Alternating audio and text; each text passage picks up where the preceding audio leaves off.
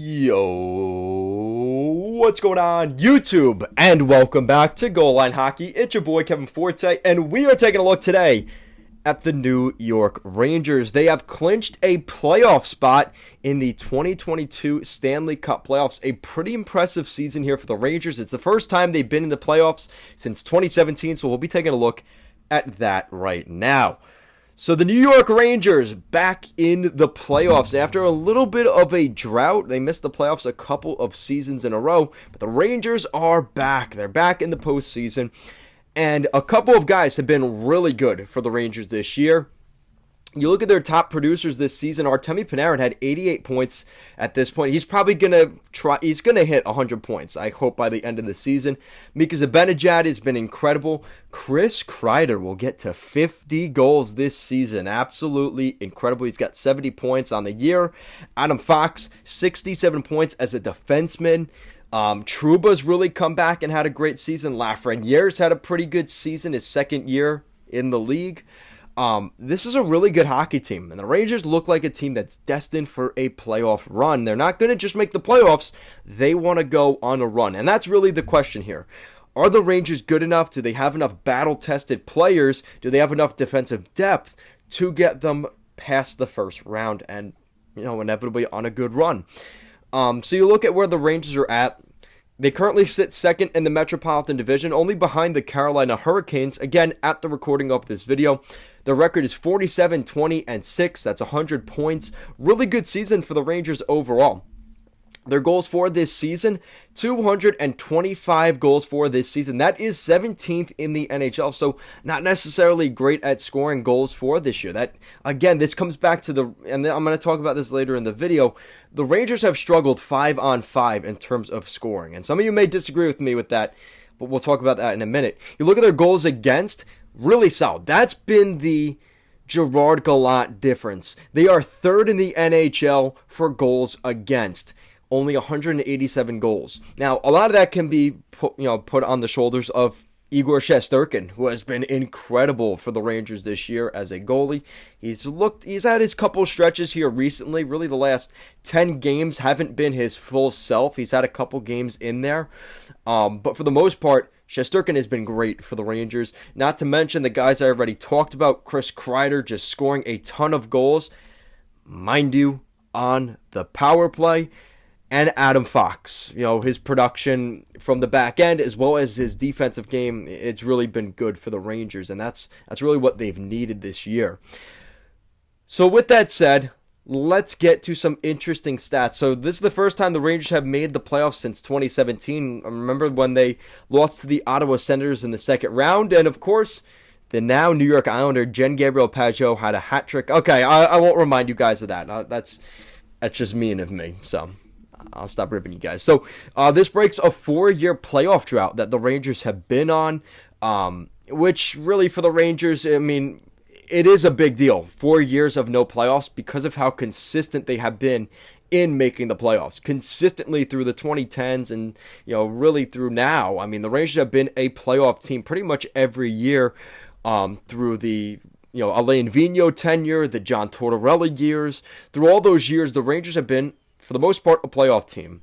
So now you look at an interesting stat. So the Rangers have the second best power play in the NHL, only behind the Maple Leafs. And if you guys look, I just made a video talking about the Maple Leafs when they clinched a playoff spot.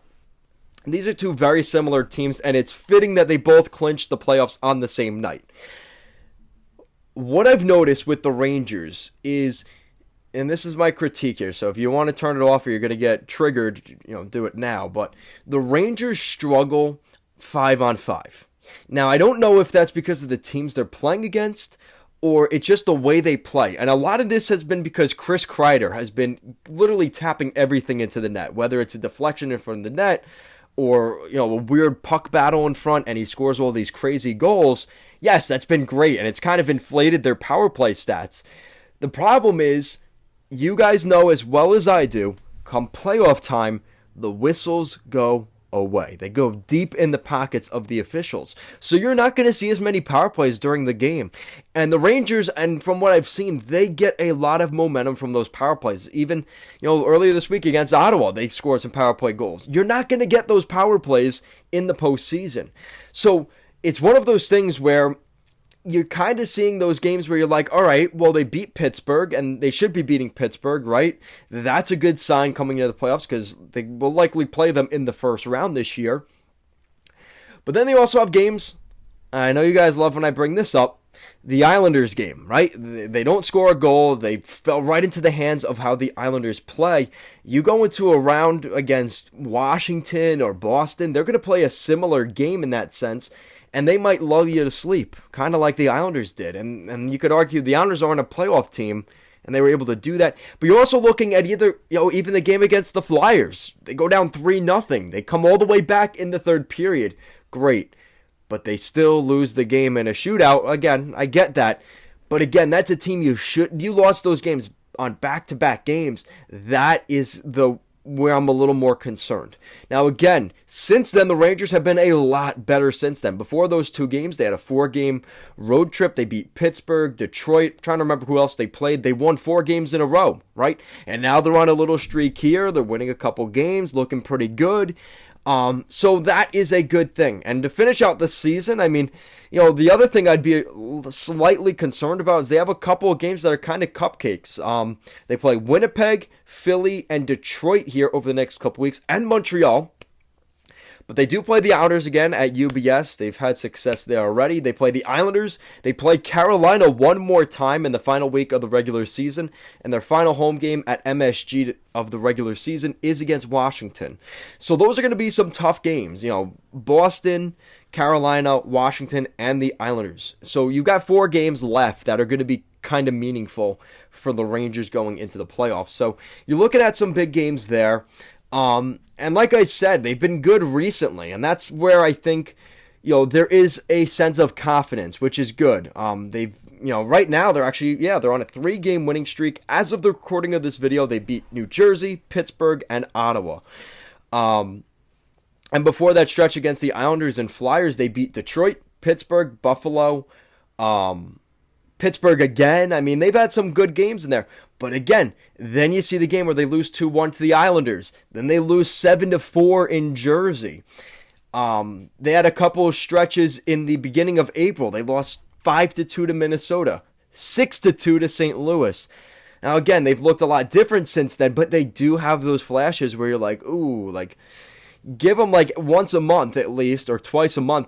It's not even like they just lose the game. It's like, ooh, like, that was not a good performance. So again, that's kind of nitpicking. The Rangers have been good and they've been very consistent, but those are the games you can have against those lower teams, but come playoff time, you can't afford to do that. And I think that's going to be a big test really for the younger players on this team, like Keandre Miller, like Lafreniere, like Kakko. Remember, perspective here, none of those guys have played in the postseason yet. Igor Shesterkin, he was kind of there with the series against Carolina in 2020. I know Ranger fans like to forget that as well, but that qualifier series, that's the only real playoff hockey Shesterkin has seen yet. So how is he going to perform in the playoffs? These are all things that we don't have answers to. He may be the next Tristan Jarry or Matt Murray, who wins the Stanley. Matt Murray won 2 cups in his first 2 years. Or he struggles in the playoffs like Tristan Jarry in Pittsburgh, right? So you kind of see how that kind of goes back and forth. So, like I said, this looks like a pretty promising year for the Rangers. If they get past the first round, I do see them as a threat. This is a young team. They're going to have confidence, especially if they come out of that first round. And they could make an interesting run maybe to the conference final. I think the Rangers do have that ability. They have the depth in their lineup. They got the right guys at the trade deadline. And of course, they need Shesterkin to be on his best game throughout the postseason if they want to go on that run. So that is it for today's video. Let me know what you guys think. Who would you like to see the Rangers play in the first round? Would it be Pittsburgh, Washington, Carolina? Let me know down below. Thank you so much for watching, and I will see you again next time.